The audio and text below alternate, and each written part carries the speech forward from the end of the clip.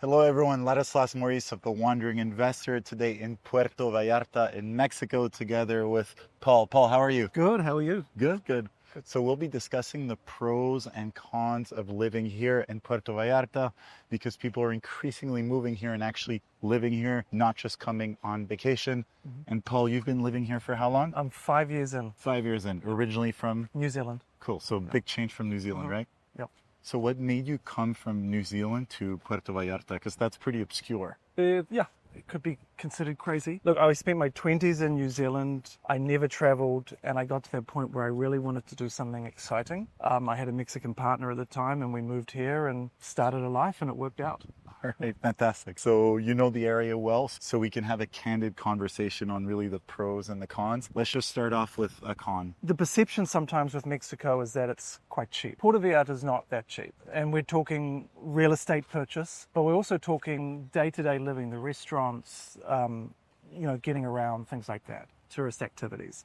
Now, I'm not going to say it's overly expensive, but you just need to manage your expectations. If you're living in New York or one of the West Coast cities of the US, then you are going to come here and you're going to go, okay, yeah, this is good value. I get more for my money here. But then there's a lot of places in the world where you come here and you go, this is not that cheap. You know, my parents came here last Christmas and they're from New Zealand. They live in New Zealand. They was kind of surprised just how expensive it was. And it's not like Auckland is particularly cheap either. No, I mean, New Zealand is considered an expensive place to live. So it depends where you're coming from. Don't come thinking that you're going to be overly surprised and happy about it being cheaper. All right, so we've got this one out of the way. So let's go into something a bit more pleasant here. What are some of the pros? Puerto Vallarta has the most incredible weather in the winter. So from November through to April, it is perfect weather, blue sky every day. It's really enjoyable. So it's not too cold, not too hot, and it's very livable.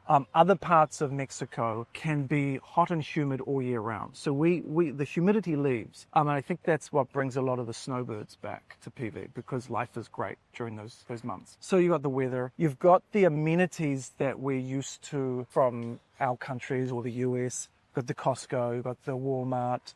You've got great supermarkets, great farmers markets, organic foods, things like that, good restaurants, cafes, nightlife, things like that. You've also got an international airport that can get you around Mexico very quickly, but also there's direct flights to certain cities in the US and Canada, and then you can get to Europe and wherever very easily. So that's, and we're here in the romantic zone, the airport's 30 minutes away.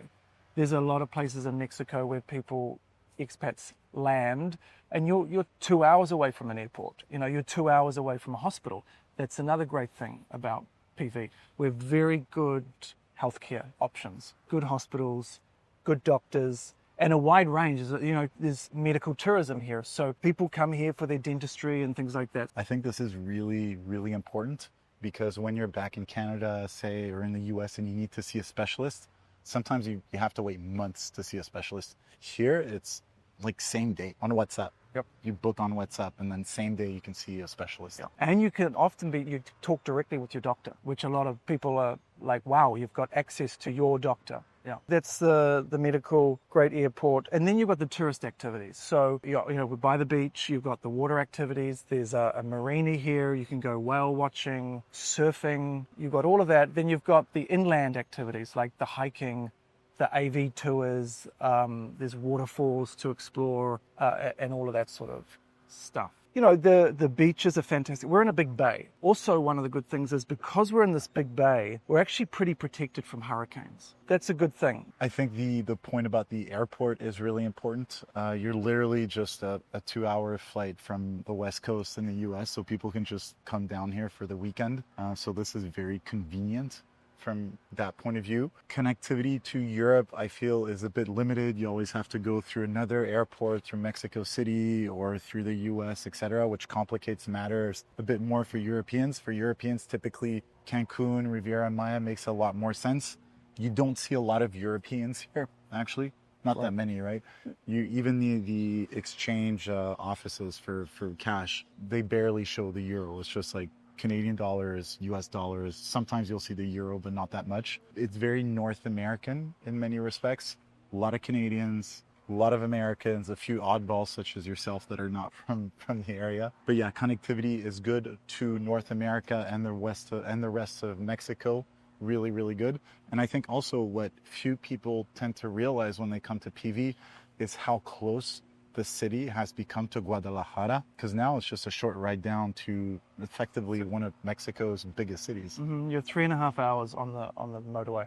Cool. A pleasant highway, easy drive. Yep. And there it's a city of About 5 million. big Mexican city, all the malls and all the services.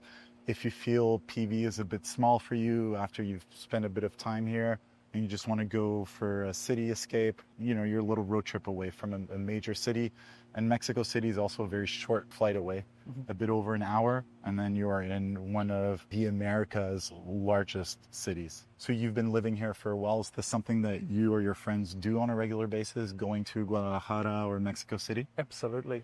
Every year I'm at least doing a weekend trip to both places. You know, the big concerts come to Guadalajara, so that's a reason to go there. I think the shopping is not wonderful in Puerto Vallarta, so of course you go to Guadalajara to the big malls and the nice shops. Yeah, there's always good food. It's a good break. Paul, hit me with a few more cons here. You know, like any city that's growing a lot, I would say the infrastructure of Puerto Vallarta is a little behind. We're lagging a little behind. They are working on it, but that always comes behind the development. You got to be a little patient around the infrastructure. They are working on it, and it's coming along nicely, but that's, you know, it's behind. Generally speaking, in Mexico, you have to be patient.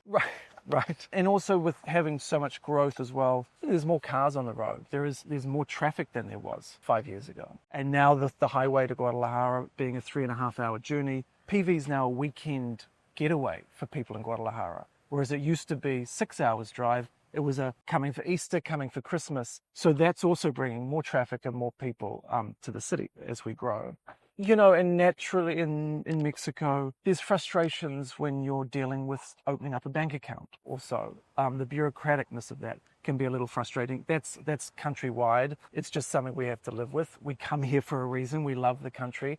But, you know, setting up a bank account can be a little frustrating. Yeah. And things. Having said this, even though there are a lot of administrative hurdles here in Mexico, obtaining residency is not really one of them. It's one of the easiest countries to obtain residency in if you can qualify them. I mean, there's a bunch of ways you can get residency in Mexico. We help with this process. There's a link below with more information on how to obtain residency in Mexico. It's easy, and effectively it's a good plan B for people. And I think that's also a lot of because you're a realtor here, a lot of your clients don't necessarily full-time here in Puerto Vallarta, but they do it part-time, and then they put their properties on Airbnb. Can you talk to us a little bit about this? Yeah, I mean, this is a pro and a con. So like we've talked about in other videos, PV is not the most amazing place for a rental return investment. That tends to come in at like 3 or 4% after expenses. That's barely something you hear from a realtor. Yeah. At the same time, there's no restrictions on Airbnbs. There's many property manager options in town. They speak English. They have really good systems. They have good plumbers and electricians. So for expats who own a property here, it's not hard or difficult to kind of just hand it over to a property manager. Please rent it out for me. The income is not going to be amazing, but it's certainly going to cover expenses. It's certainly going to give you a little bit in the pocket, and you don't have to worry about it. So not having any restrictions on Airbnbs like other cities in the world, that side of things is easy. Like it's very doable to buy a place here that's going to be your vacation home, maybe your retirement pad one day, or your backup plan, or whatever. It doesn't have to be a stressful experience because there's a lot of property managers that can deal with all that. And that brings me to, you know, I've had clients over the years, Americans, Canadians, that have gone to other places in Mexico because it's cheaper. You know, I had clients that had a beach house for a couple of $100,000, but they spent a couple of years there. They were 2 hours from an airport. There was no supermarket nearby. You had to have a car. No one spoke English in the village. It was hot all the time. They had kind of a miserable existence. It wasn't working for them.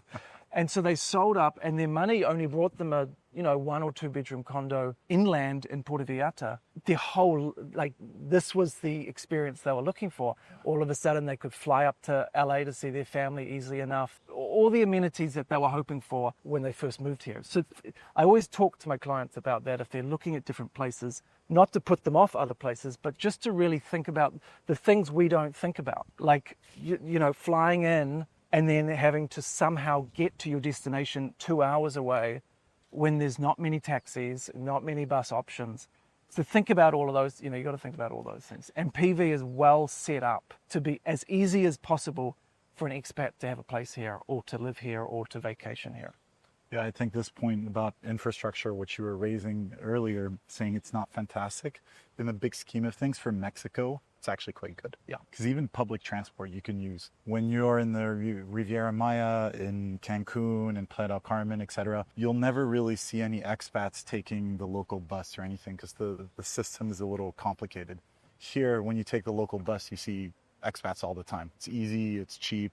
You can take a 50-cent bus straight to the airport and you're there in 20 minutes. This is quite convenient. And it's what a lot of people look for, especially North Americans, because they get to live in an area in a city with walkability, which is quite rare in North America, apart for a few key cities.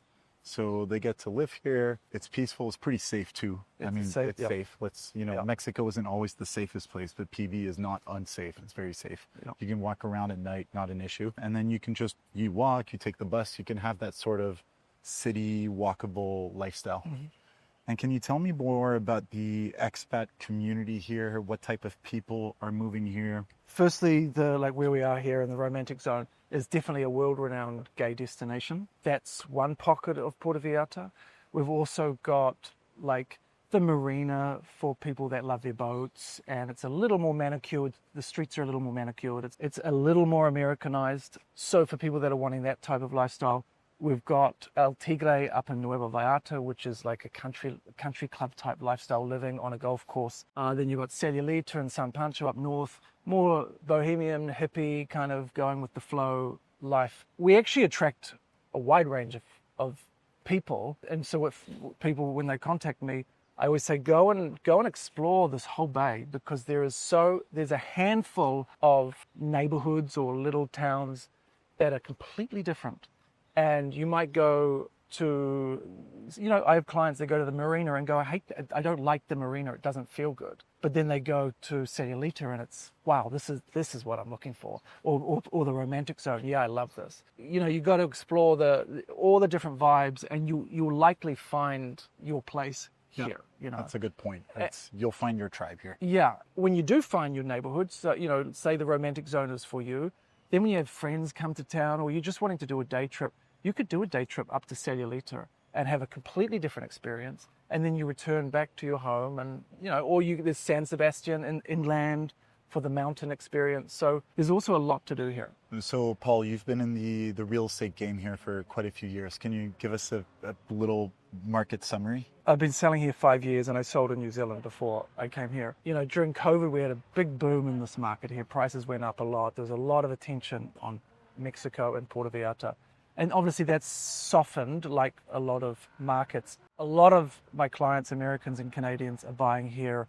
Many reasons. One, they're unhappy with the political climate where they are. That's driving a lot of people here. But also, the lifestyle and all the things we've talked about. Being a softer market now, there's, buyers are not under the competition that they used to be, so you can really take your time to find a good place, negotiate a good deal. There's good deals to be had at the moment. PV, during the COVID times, there was a lot of pre-construction because there was not a lot of resale options. Now we're in a market where, there's a lot of pre-construction options out there, but there's also a lot of resales. And so buyers are kind of going to the resale market. And so you need to be careful with pre-construction. You need to choose the right agent that is going to guide you through on that well, because, you've got to be careful with pre-construction purchases. The good thing is now you've got the option to buy resale. We were having a chat yesterday with Paul, and you were telling me a speech you gave to one of your clients. It's like, you're buying pre-construction in Mexico. You're an adult. I like people to know what they're getting in for. I can guide them to the better options, and I can guide them away from the dodgy options. But also you're putting money down on a property that is potentially still a piece of dirt, and you're buying into the developer and their reputation and their ability to produce that. And or there's lack thereof. yeah, and there's a lot of options now. I was selling 10 different projects back during COVID, maybe. Now there's 40, and the new 30 that weren't there are likely to be new developers going, let's have a go at this. You definitely got to be careful getting into that market. Cool. So it's not a market for quick, easy money to flip to make high rental yields. Not at the moment. Look, people have done historically very well here in pre-construction. Before COVID, during COVID, absolutely. But now I think there's more risk involved in pre-construction. So I wrote a whole report on the Puerto Vallarta real estate market, the pros, the cons, the neighborhoods you should look into, the neighborhoods you should avoid. So there's a link below in the description. And if you're looking for real estate here in Puerto Vallarta, do get in touch with Paul. He'll be happy to help you with the whole process from A to Z. Paul, thank you very much for sharing all your insights today. You're Really very appreciate welcome. Very welcome. Thank you. Make sure to download my free ebook, 12 Mistakes to Avoid When Investing in International Real Estate, which you can find on my website, linked below. And feel free to follow me on Instagram @TheWandering Investor. I look forward to hearing from you.